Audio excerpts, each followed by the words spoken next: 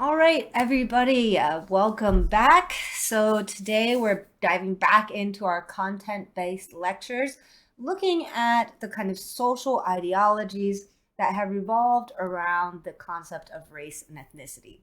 So to start today's lecture off, I want to kind of go back to where we ended our lecture last Thursday when we talked about eugenics in the United States. So just as a little refresher here, so as we've seen, many academics during the late 1800s began to endorse biologically deterministic theories of human behavior. These efforts are perhaps best exemplified by the introduction of intelligence testing, which was first developed in France by Alfred Binet and Theodore Simon in 1905.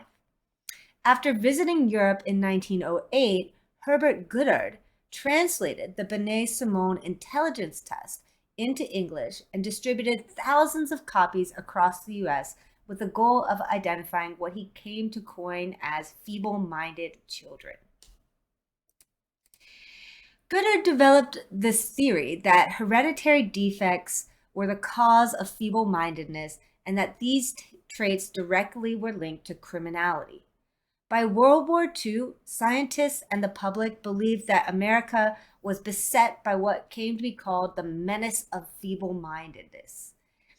Intelligence testers believed that between 1/3 and about a half of all criminals and prostitutes were feeble-minded or morons. Soon, biologists began to assume that intelligence and feeble-mindedness were a single genetic trait. This idea of intelligence and feeble-mindedness being linked to hereditariness was used to discriminate against ethnic and racial groups. So between 1910 and 1939, the Eugenics Records Office sent hundreds of field workers out into the United States to collect these kind of anthropomorphic data about different populations. And they sent them out to places like hospitals, asylums, prisons, and schools for the deaf and blind.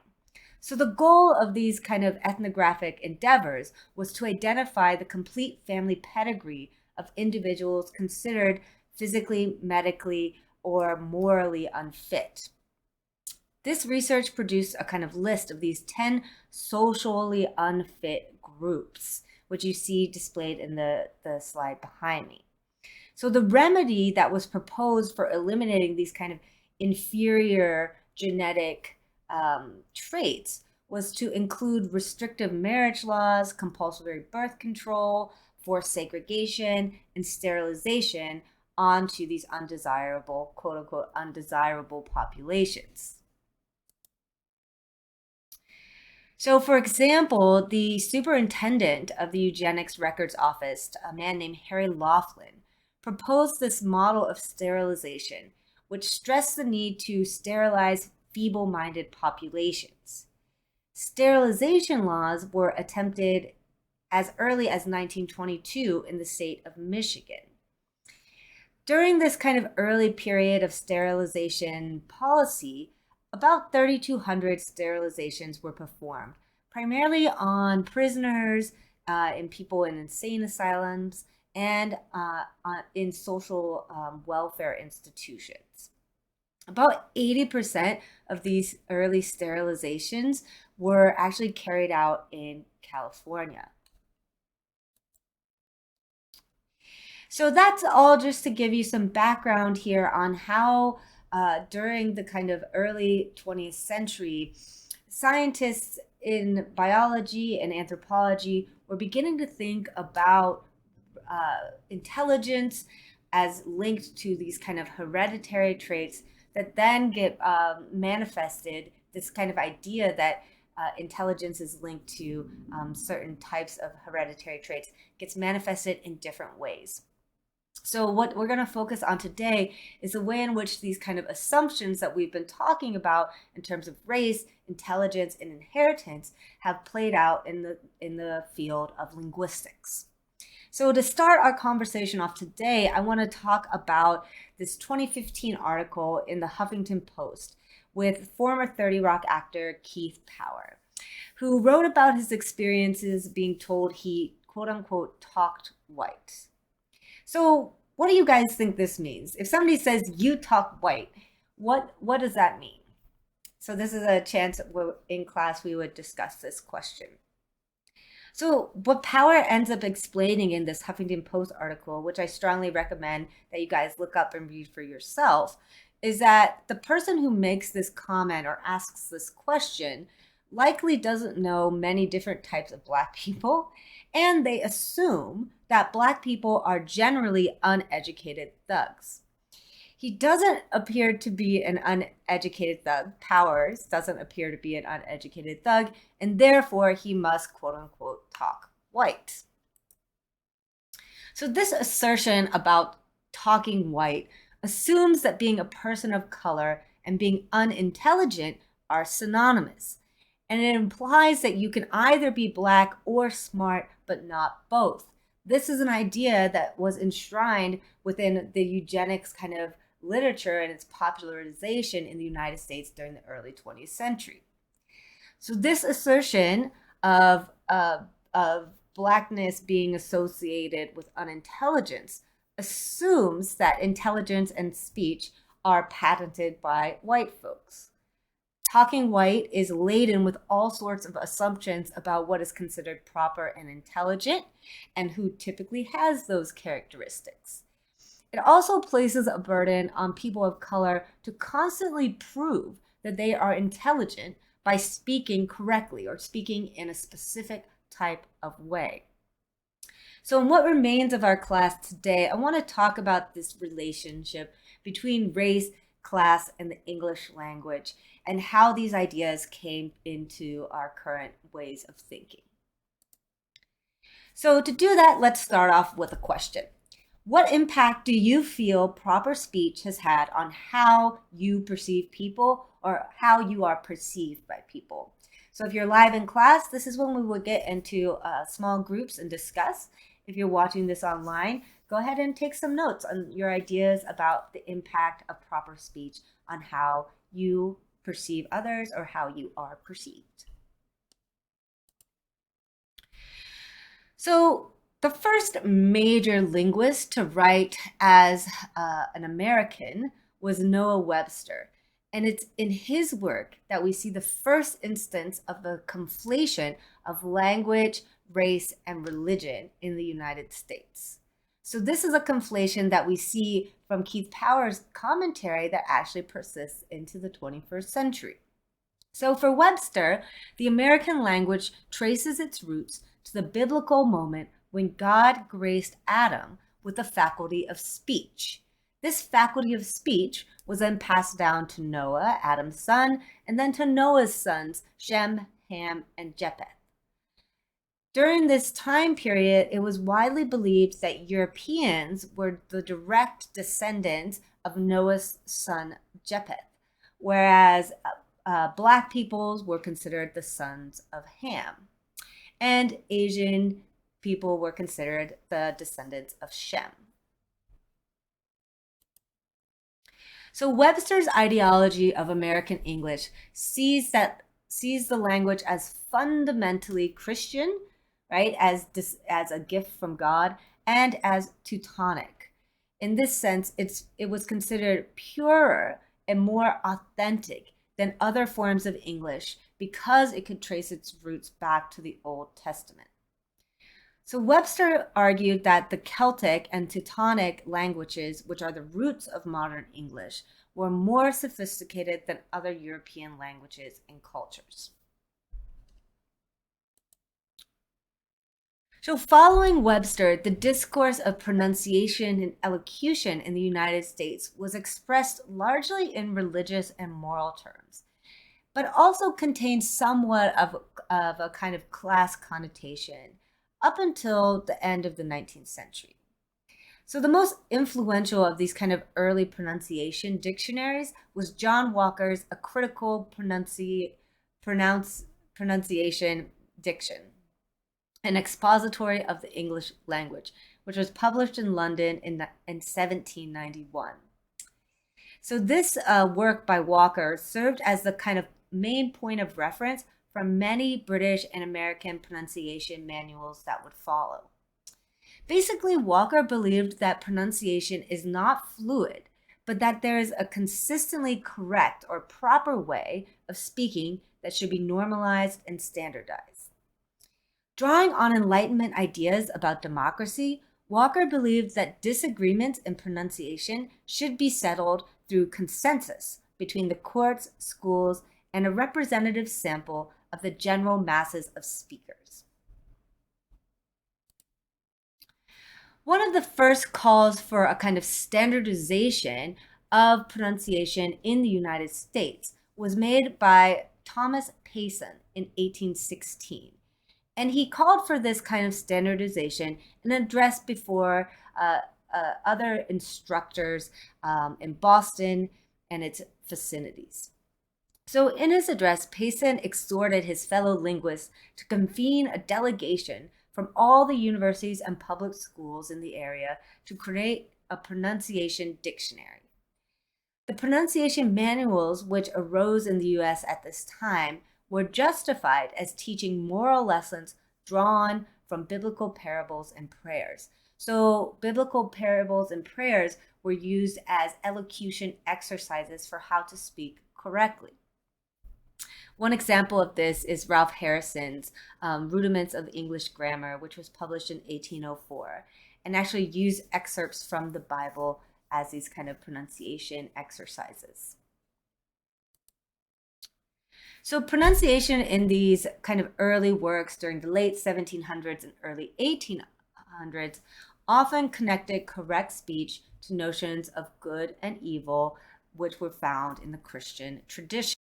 So for example, Seth Hurd wrote a book called A Grammatical Corrector, which was published in 1848.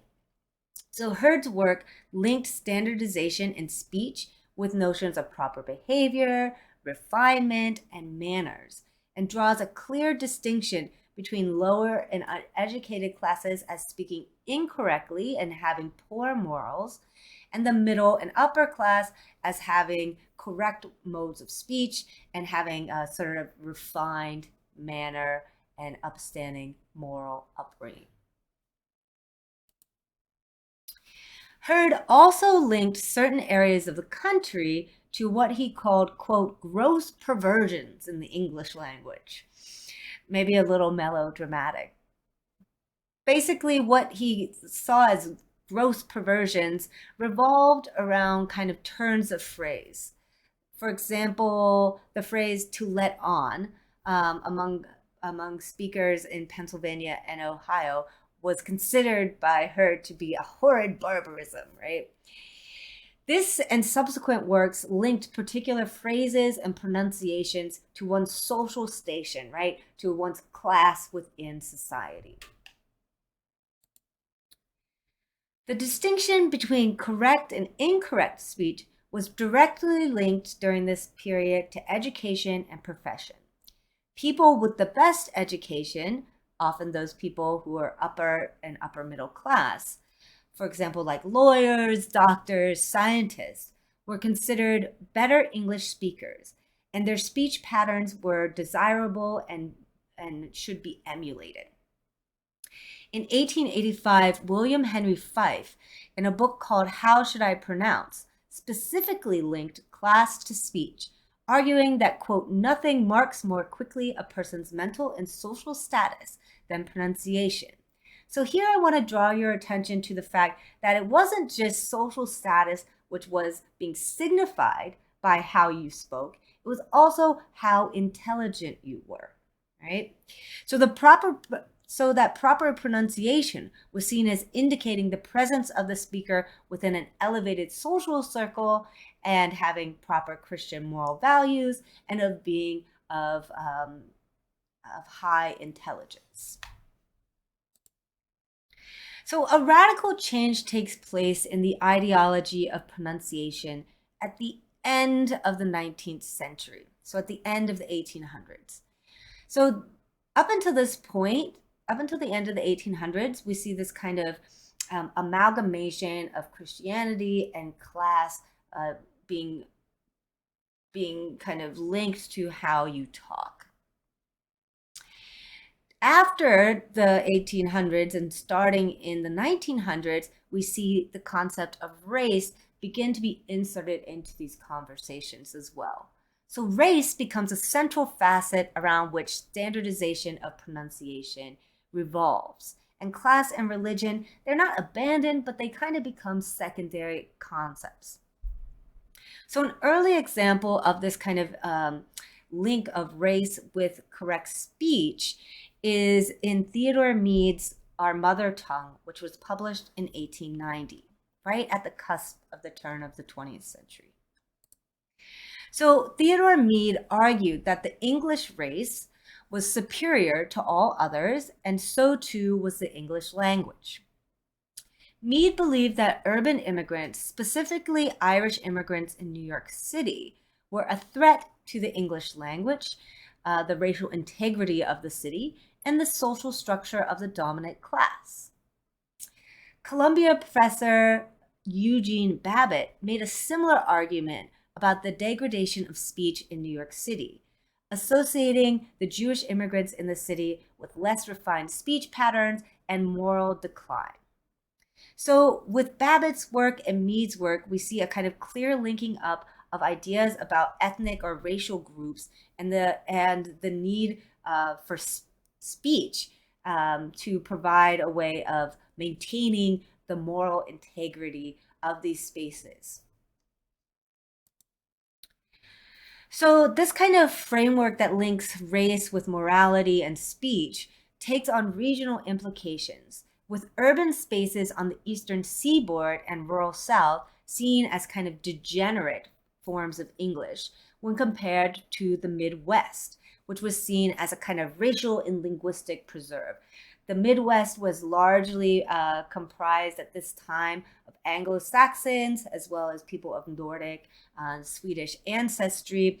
And so in quite simple terms, the Midwest was more white, more Teutonic and Celtic, and therefore was considered to have more proper modes of speech than places like the South or urban centers like New York, which were full of all sorts of different racial groups, different ethnicities, who had degenerate forms of speech. So in the South in particular, the degeneration of speech was directly linked by linguists to the influence of African American speech patterns. In contrast, kind of natural decay, physical deformity, and immigration of particularly Jewish and Eastern European, as well as Black Americans into urban centers was pointed to as the cause of decline.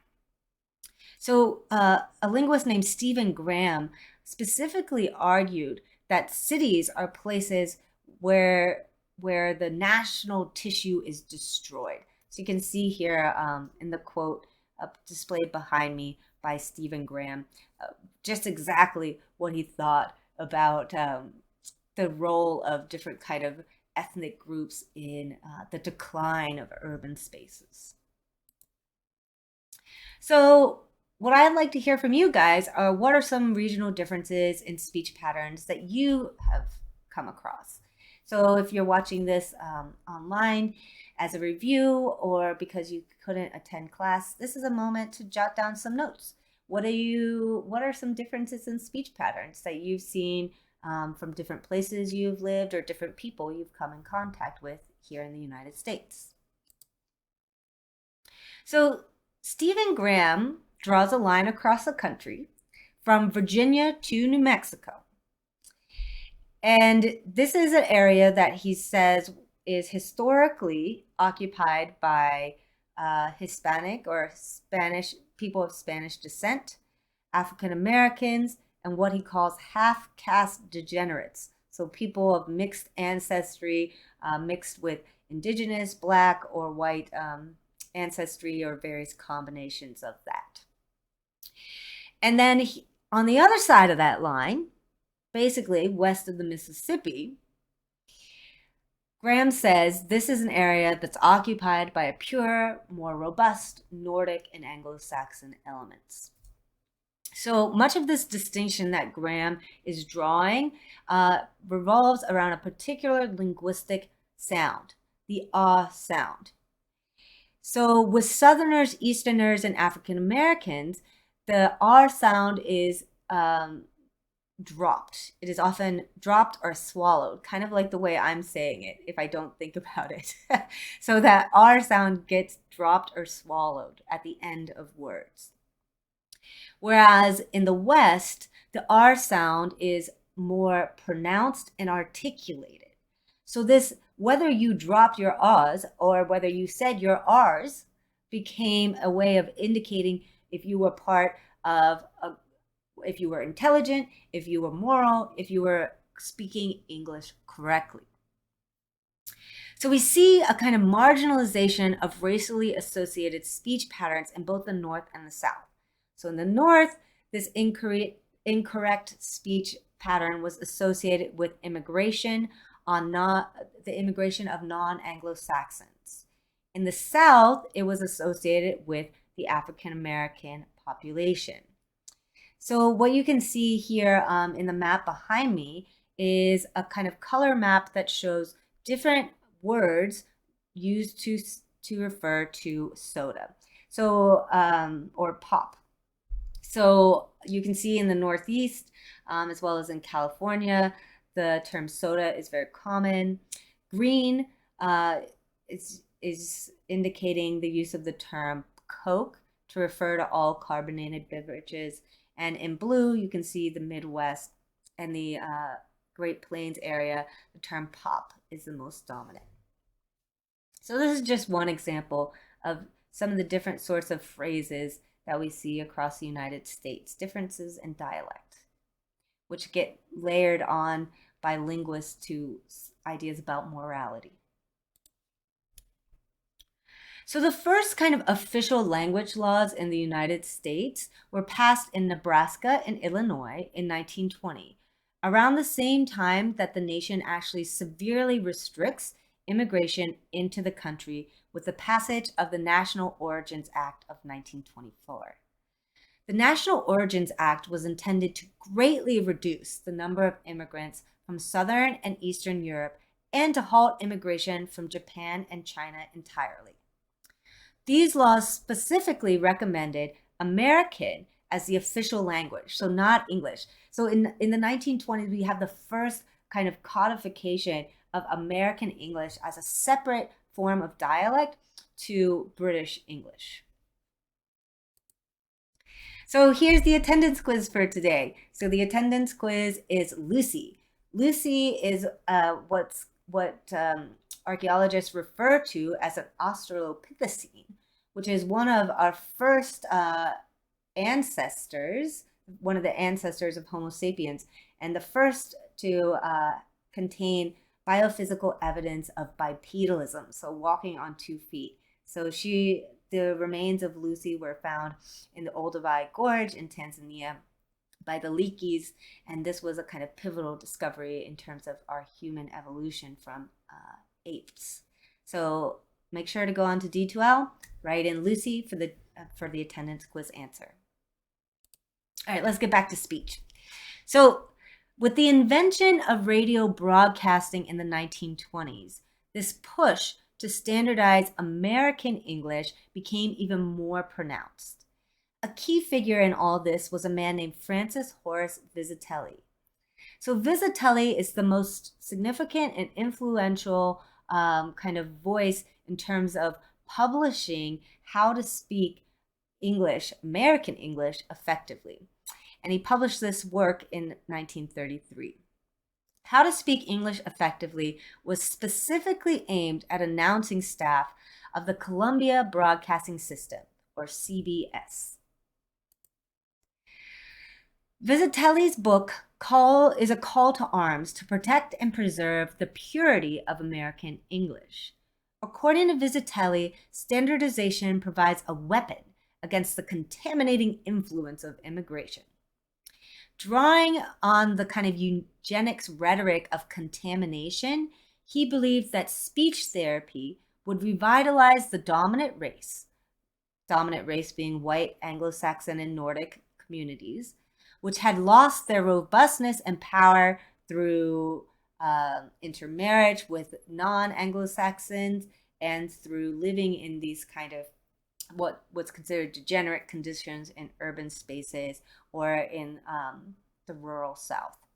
So speech therapy revolves around this kind of proper pronunciation of the R sound, which Visitelli said should be fully audible and spoken with a quote and spoken by a quote virile race. So in laying out these kind of parameters for what did or did not constitute correct American English, he really dismisses any of the kind of dialectic differences that we see in the South, among African Americans, and in urban spaces.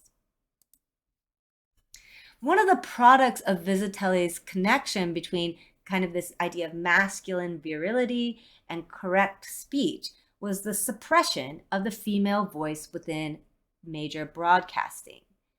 While in the 1920s, there was a fair number of women announcers on the radio, by the 1930s and 40s, women announcers almost completely disappear from the industry. So there's a clear kind of suppression of not only different dialects from certain ethnic and racial groups, but also a gendered suppression of the female voice as not being a kind of desirable reflection of the virility of American English. American English became widely popular throughout the US by a broadcaster named Edward Murrow, who worked for CBS for several decades. Raised in Washington, Murrow became an all-European broadcaster for CBS in 1937, where he rose to fame as a war correspondent. Murrow hired and trained a whole cadre of male news reporters who shared his same kind of Western, general American speech pattern. And these reporters kind of ingrained the idea that news broadcasters should have this certain way of speaking, which is actually a reflection of regional dialects rather than an inherent characteristic of how Americans talk. The modes of articulation established by Murrow determined the selection of successive announcers on all sorts of major broadcasting venues, not just CBS. So for example, Walter Cronkite, who has often been characterized as the most trusted man in America, had the exact same cadence and speech pattern and elocution as Edward Murrow. By the 1940s, broadcast companies like NBC were hiring speech pathologists to help their announcers speak in this kind of standard American English. The pathologist who played the kind of biggest role in this era was a man named James Bender, who trained announcers in what became known as Standard Networked American English.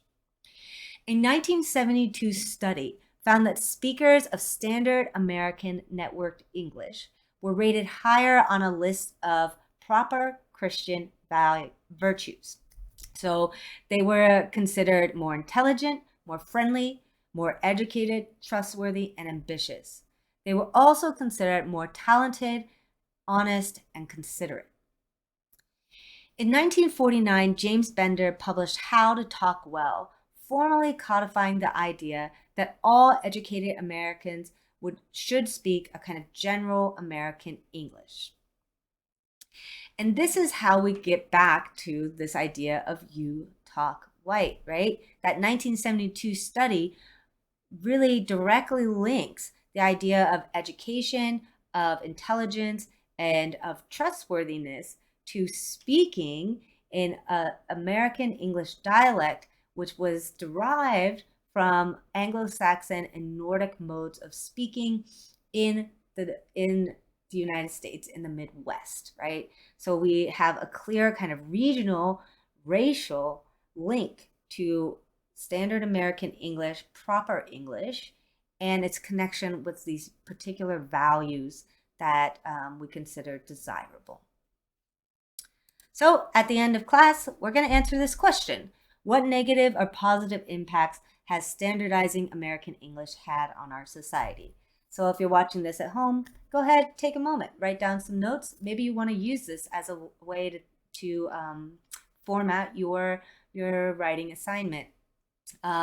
If you're watching this live, or if you're watching this lecture live, we're going to end class by talking about this question. All right, see you guys next week.